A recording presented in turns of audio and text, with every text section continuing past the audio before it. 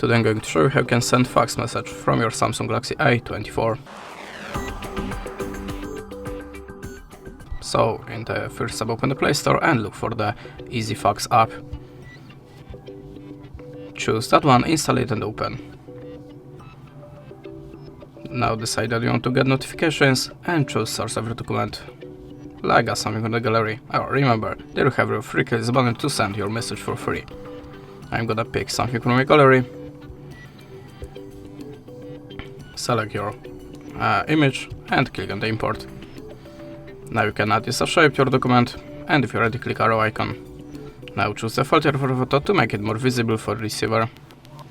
If you're ready, click accept icon, type the number in this place, choose the country from the list, and to send this message, click on this button. That's it. Thanks for watching, leave us a like or a comment, and goodbye.